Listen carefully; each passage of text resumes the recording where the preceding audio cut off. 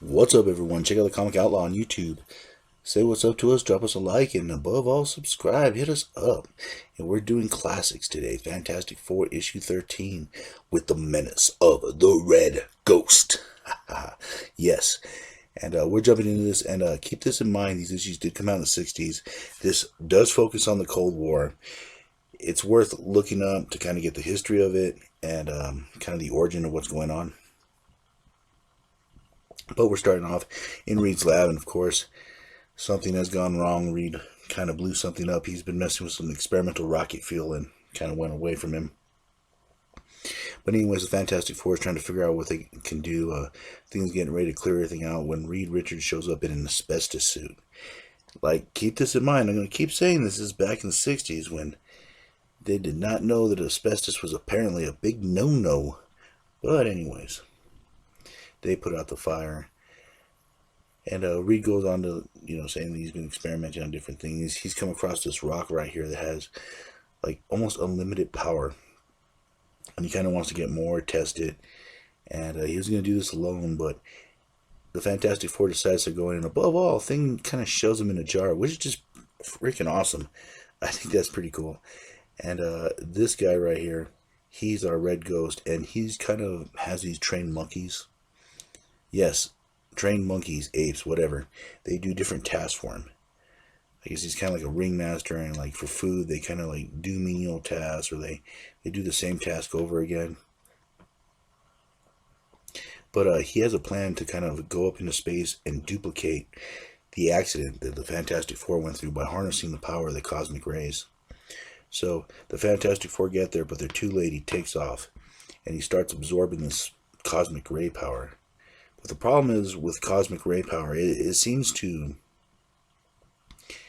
give random powers suited to their personality in a way. It's very odd how cosmic power works.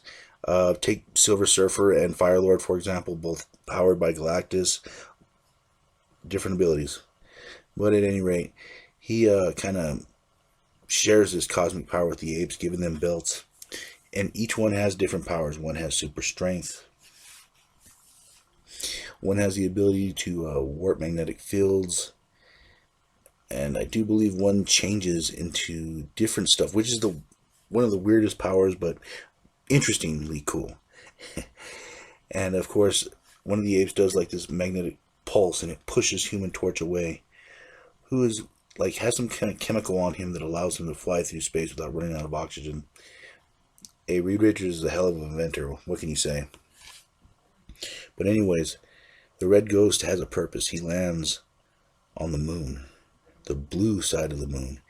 And this is very interesting because this is kind of like an area where no one's been able to reach before, and it has atmosphere.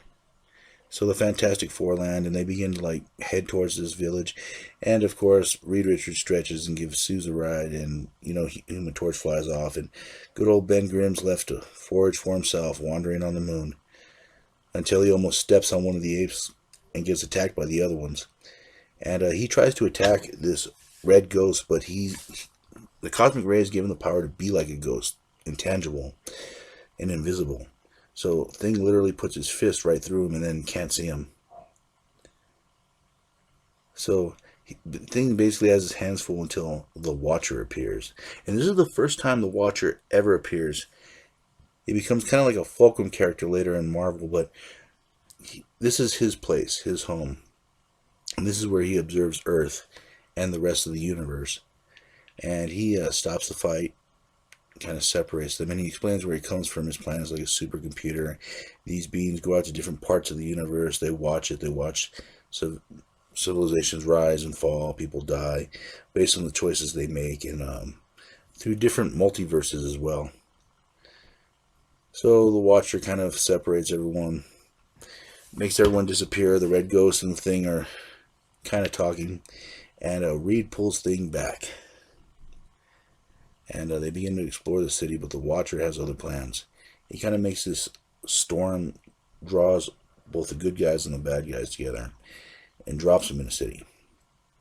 So now it's the Red Ghost and his apes and the Fantastic Four kind of searching through the city, hunting each other down. And above all, they have a cosmic being kind of watching them. So the fight begins, and of course, one uses one invention, freezes someone. The ape turns into asbestos, which is, I think, is cool. Kind of turns into like an asbestos sheet and covers the Human Torch. And the thing has his hands full with a superpowered ape. So they're sort of evenly matched.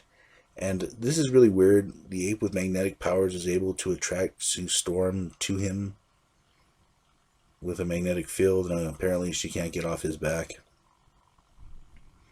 Which probably is a relief for Reed because, she's finally off his back. But at any rate, they have to go and rescue Sue. And they kind of rig this little jet engine thing with the Human Torch being the engine, of course, and thing riding on it, while Reed kind of scouts ahead.